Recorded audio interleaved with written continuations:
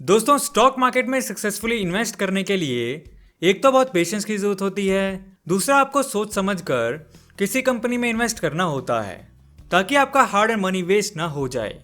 फिर किसी new investor के सामने इतने सारे ऑप्शंस होते हैं कि वो कंफ्यूज भी हो सकता है कि कहाँ इन्वेस्ट करें कहाँ ना करें।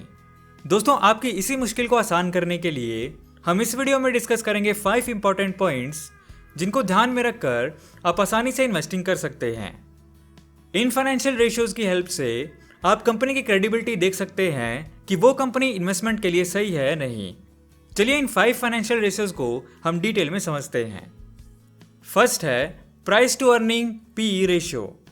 यहाँ जैसे कि नाम से ही शो हो रहा है, यहाँ P is equal to current share price और E is equal to earning of the company per share है। इसे एक एग्जाम्पल से समझते हैं। सपोज एक कंपनी की ओवरऑल अर्निंग ₹1000 है और इसके 100 शेयर्स मार्केट में हैं, तो कंपनी की अर्निंग पर शेयर होती है ₹10। मतलब कंपनी पर शेयर ₹10 गेन कर रही है और शेयर की मार्केट वैल्यू ₹100 है।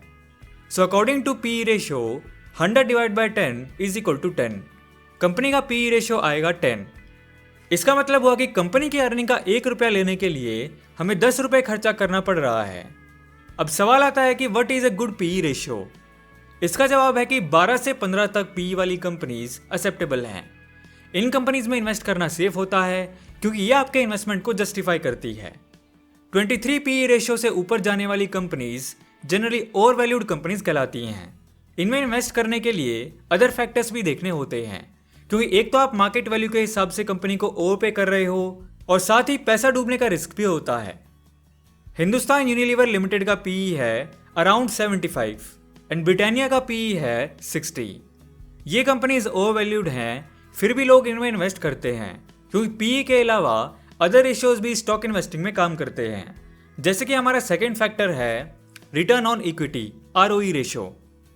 आरओई रेशियो से हम एनालाइज कर सकते हैं कि कंपनी कितना अच्छा रिटर्न जनरेट कर सकती है। यानी ROE is equal to net income of the company divide by shareholders equity into 100 होता है। आरओई रेशियो एक इंपॉर्टेंट पैरामीटर है जिससे हम डिसाइड कर सकते हैं किसी कंपनी में इन्वेस्टमेंट करने से हमारा कैपिटल सेफ रहेगा या नहीं। मतलब कि कंपनी हमारे इक्विटी इन्वेस्टमेंट पर प्रॉफिट जनरेट कर पाएगी या नहीं। एग्जाम्पल से समझते हैं। सपोज कंपनी की नेट इनकम है ₹20। इस कंपनी की टोटल इक्विटी यानी कि शेयर होल्डर्स का पैसा है ₹1000। तो फॉर्मूले के according 20 divide by 1000 multiply by 100 is equal to 2% of return on equity हुआ। 15 से 20% आरओई रेशियो वाली कंपनीज में इन्वेस्ट करना सेफ माना जाता है। अब सवाल आता है कि क्या सिर्फ एक अच्छे आरओई रेशियो वाली कंपनी में इन्वेस्ट कर सकते हैं? आंसर है नहीं, क्योंकि केवल आरओई रेशियो से हम डिसाइड नहीं कर सकते कि कंपनी अच्छा रिटर्न कर पाएगी या नहीं। कभी कभी देखा गया है कि हाई आरओई रेशियो वाली कंपनीज डेट में डूबी हुई होती हैं। इसलिए कंपनी में इन्वेस्ट करने के लिए कई सारे फैक्टर्स को ध्यान में रखना जरूरी होता है। अब आते हैं थर्ड रेशियो पर, price to book PB ratio. Price to book ratio में हम सिंपली कंपनी की मार्केट वैल्यू से उसकी बुक वैल्यू को कंपेयर करते हैं। पहले हम बुक वैल्यू निकालना सीखते हैं। सपोज किसी कंपनी की वैल्यू है ₹1000। मतलब अगर कंपनी सेल हो जाए या बंद हो जाए तो उसे ₹1000 ही मिलेंगे। अगर कंपनी ने ₹400 का डेट लिया है तो डेट अमाउंट कंपनी की नेट वैल्यू से कट हो जाएगा और कंपनी की एसेट को बेच के जो अमाउंट रियलाइज होगा वो इसमें ऐड हो जाएगा। इस केस में मान लेते हैं कि एसेट को सेल करके ₹200 मिले तो वो इसमें ऐड हो जाएगा। इस तरह कंपनी की टोटल बुक वैल्यू आई 1000 minus 400 plus 200 is equal to ₹800। इसी कंपनी के टोटल नंबर ऑफ शेयर्स हैं 100, तो book value of the company per share हुई 800 divide by 100 is equal to 8। PB ratio is equal to market price of a share divided by book value per share. इस company के एक share का market price है ₹80 और book value हमने निकाली है 8, तो कंपनी का प्राइस टू बुक रेशियो हुआ 80 divide by 8 is equal to 10। Low PB ratio वाली कंपनीज को मार्केट की भाषा में कहते हैं कि ये कंपनी अंडर वैल्यूड है, और जिस कंपनी का पीबी रेशियो हाई होता है उसे ओवर वैल्यूड कंपनी कहते हैं। अगर किसी कंपनी का पीबी रेशियो 1 से 3 के बीच में है तो कंपनी इन्वेस्टमेंट के लिए अच्छी मानी जाती है। हाई पीबी रेशियो वाली कंपनी में लोग इन्वेस्ट करने से घबराते हैं। अब आप बोलोगे कि डीमार्ट का पीबी रेशियो 17 है लोग डीमार्ट के शेयर्स क्यों खरीदते हैं? जवाब है क्योंकि डीमार्ट फंडामेंटली स्ट्रांग है। इसलिए हम स्टार्टिंग से कह रहे हैं कि कई सारे पॉइंट्स को स्टडी करके ही आइडिया लगाया जा सकता है कि कहाँ इन्वेस्ट करें। अब फोर्थ रेशो डिस्कस करते हैं, डिविडेंड यील्ड और द डिविडेंड प्राइस रेशियो। इस रेशो को समझने से पहले हम समझते हैं कि डिविडेंड क्या होता है। सपोज एक कंपनी ₹1000 का प्रॉफिट कमाती है। कंपनी के बोर्ड मेंबर्स डिसाइड करते हैं प्रॉफिट से ₹600 कंपनी को आगे बढ़ाने में खर्च करेंगे और ₹400 शेयर होल्डर्स में डिस्ट्रीब्यूट करेंगे। तो जो ये अमाउंट डिस्ट्रीब्यूट की जाती है इसे डिविडेंड बोलते हैं। अगर कंपनी के 100 शेयर्स मार्केट में है, इस तरह हर शेयर होल्डर को ₹4 का प्रॉफिट और डिविडेंड पर शेयर मिलेगा। अगर कंपनी ज्यादा प्रॉफिट अर्न करती है तो कंपनी के शेयर होल्डर्स को ज्यादा डिविडेंड मिलेगा।